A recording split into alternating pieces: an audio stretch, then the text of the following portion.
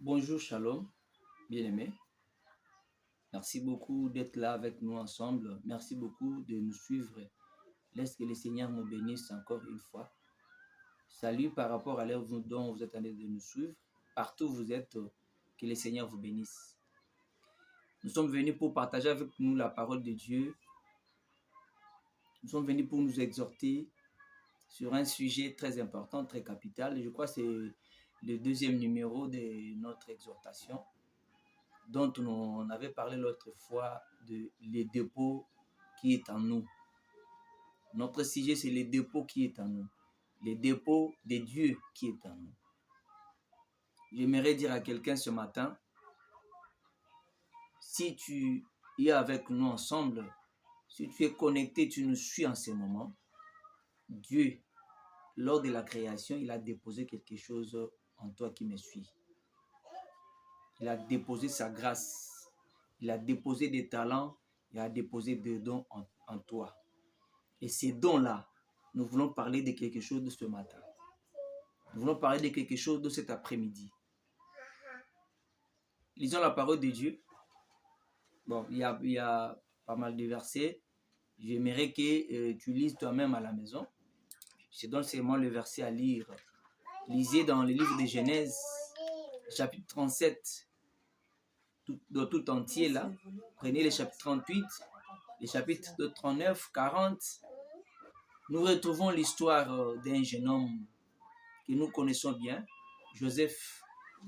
Joseph est né d'une famille. Il est le fils de Jacob. Et dans la famille de Joseph, il y avait ses grands frères, il avait ses parents. Mais par rapport à notre sujet, Joseph avait eu la chance, il avait trouvé grâce auprès du Seigneur, que le Seigneur lui avait doté de potentiel. Joseph avait eu la grâce du Seigneur de bénéficier d'un don qui était d'interpréter les songes. Et Joseph, il a connu des problèmes. La grâce qu'il avait bénéficié de Dieu a suscité des combats.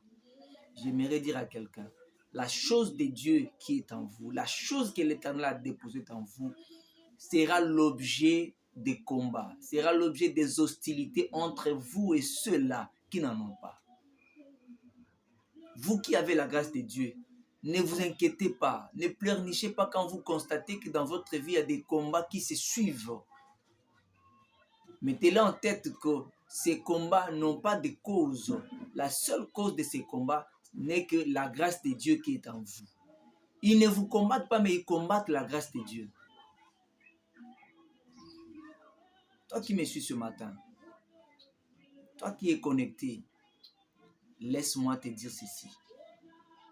Le talent que tu as, la grâce de Dieu en vous, peut-être des fois la beauté que vous avez peut susciter des combats dans l'environnement là où vous vivez.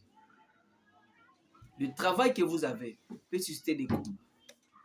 Le mariage dont vous vivez, donc vous avez la grâce de vous marier là, peut susciter des combats, même au sein de votre propre famille. La Bible dit, l'homme aura pour ennemi les gens de sa propre famille, de sa propre maison.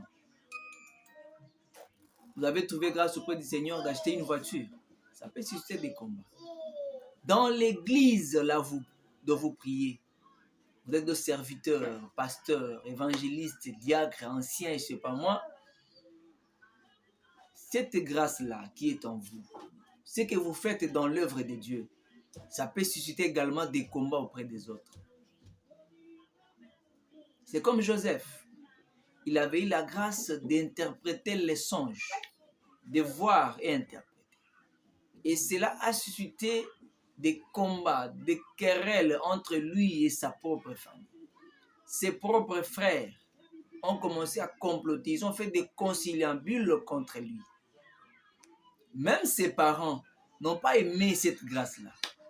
Bien qu'ils gardaient le souvenir, mais quelque part, ils n'étaient pas d'accord. Parce que son papa, un jour, quand Joseph lui a dit que papa, voilà, j'ai rêvé ça et ça et ça, il dit, toi, nous gouverner, être notre maître, notre chef. C'est-à-dire, les papas n'étaient pas contents. Bien-aimé, j'aimerais dire à quelqu'un, Et la grâce de Dieu qui est en vous peut vous créer des ennuis, peut vous créer des hostilités. Mais alors, vous qui avez cette grâce, malgré les combats, malgré les situations, malgré les hostilités, malgré les querelles, malgré les obstacles qui se posent devant vous, tenez bon, tenez ferme. Servez l'Éternel par rapport à ce qu'il vous a donné. Faites tout ce qui est bon. Là, j'attire l'attention de ceux-là qui ont eu la grâce d'être beaux, belles, très jolies.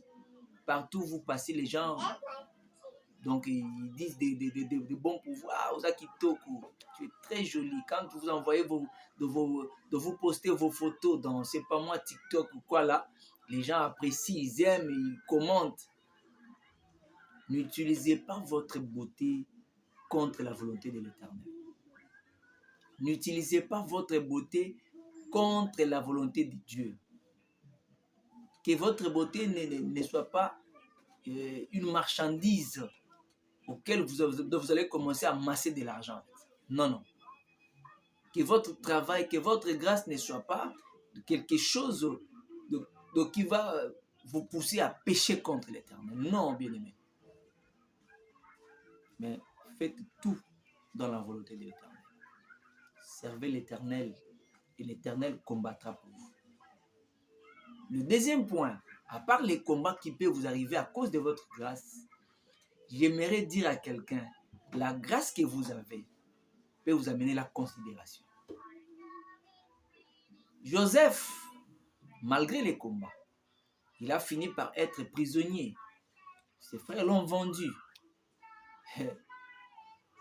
Joseph, à cause de la beauté que Dieu lui avait donnée, ça lui a créé des ennuis auprès de la femme de Potiphar. Ah, vraiment. J'aimerais dire à quelqu'un, tenez bon. Tenez bon. Quand l'Éternel s'élèvera pour vous défendre, pour combattre à votre faveur, cette grâce-là va vous amener la considération. Beaucoup de gens vont vous considérer, même ceux-là qui ne vous connaissaient pas. Je prends seulement Joseph. Joseph, après avoir passé un moment de souffrance, un moment de difficulté, un moment de peine, prison, la femme de Potiphar, ses frères l'ont vendu, ils ont même menti à leur père qu'il a été tué par une bête sauvage. Joseph a été élevé. Dieu a permis que la grâce lui amène la gloire.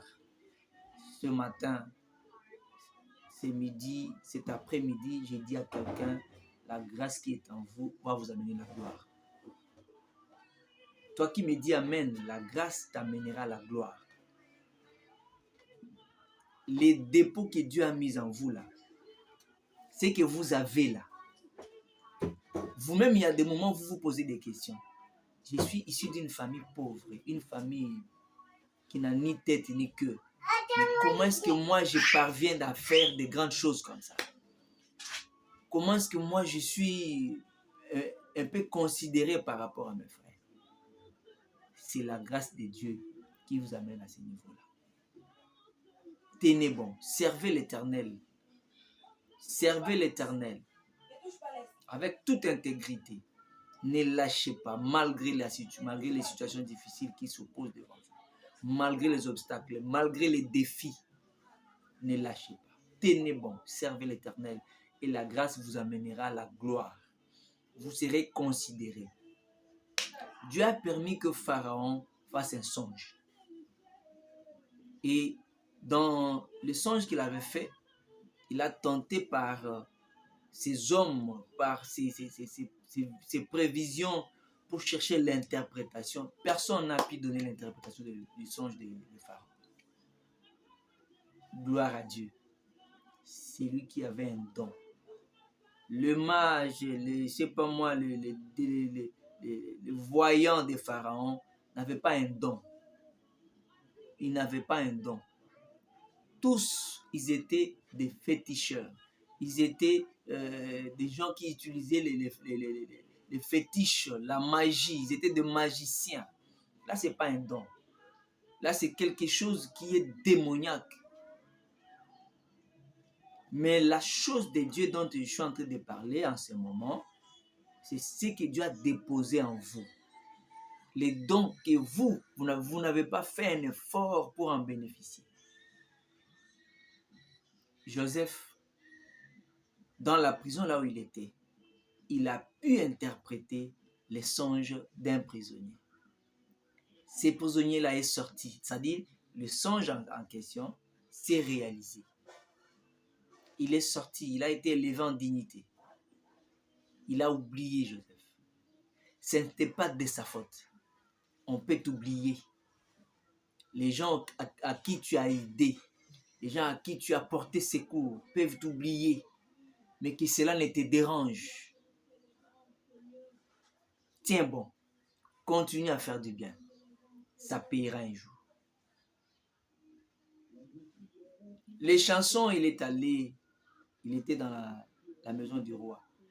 Lorsque tous les magiciens de Pharaon ont échoué sur l'interprétation du songe de Pharaon, c'est par là que va intervenir les chansons, dira non, non, chef, mon maître, excellence, mon DG, il y a quelqu'un que je connais. Il n'est pas de notre pays. Il n'est pas de notre peuple. Laisse-moi te dire, quelle que soit ton origine, quelle que soit ton identité, quel que soit ton sexe, quel que soit ton rang, quel que soit ton niveau d'études, si Dieu a déposé quelque chose en toi, bien-aimé, laisse-moi te dire, tu seras élevé en gloire. Tu vas bénéficier de la grâce du Seigneur pour t'asseoir dans la cour des grands. Les chansons ont parlé au roi au profit en faveur de Joseph. Le roi dit, je ne te crois pas. Il dit, mon chef, j'étais également prisonnier. Ce monsieur-là, il m'a dit, tu sortiras, tu vas servir dans la table du roi. Et c'est ce qui a été fait. C'est ce qui a été fait. Et j'aimerais attirer l'attention de quelqu'un. Toi qui as la grâce, ne t'enorgueillis pas. Toi qui as la grâce, ne t'enorgueillis pas. La Bible dit, l'Éternel, il fait grâce aux humbles, mais il rabaisse les orgueilleux. Ne t'enorgueillis pas. Joseph n'était pas un orgueilleux. Partout il passait avec sa grâce. Si on l'étouffait, il restait dans cette condition-là.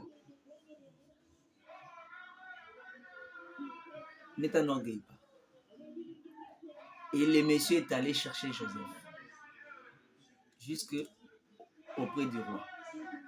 Arrivé auprès du roi, arrivé auprès de Pharaon, il a interprété le songe de Pharaon. Il a donné des pistes de solutions. Laisse-moi te dire, un gracieux de Dieu, donc celui qui porte la grâce de Dieu, auprès de lui, il y a toujours des solutions. Il y a des pistes de solutions. C'est quelqu'un à qui Dieu a donné les capacités de donner des solutions.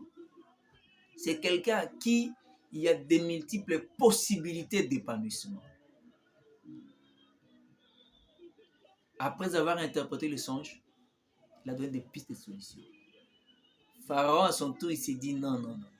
Depuis que je suis Pharaon, je n'ai jamais vu quelqu'un, je n'ai jamais entendu quelqu'un donner une interprétation et donner des pistes de solutions auxquelles on peut y aller pour réussir.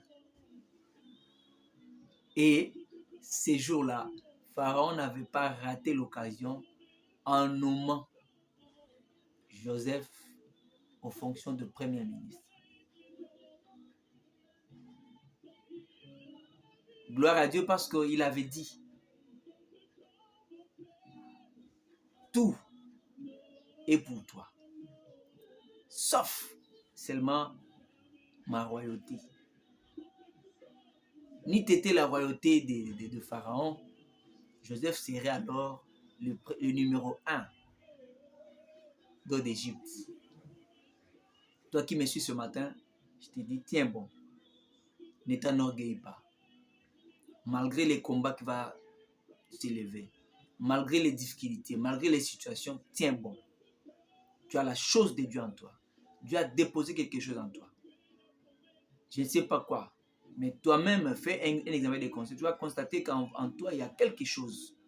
Et cette chose-là, utilise-les en bonne et due forme. Utilise-les selon la volonté de Dieu. Utilise-les selon la parole de Dieu. Ne te détourne ni à gauche ni à droite. Et cela va t'apporter la gloire.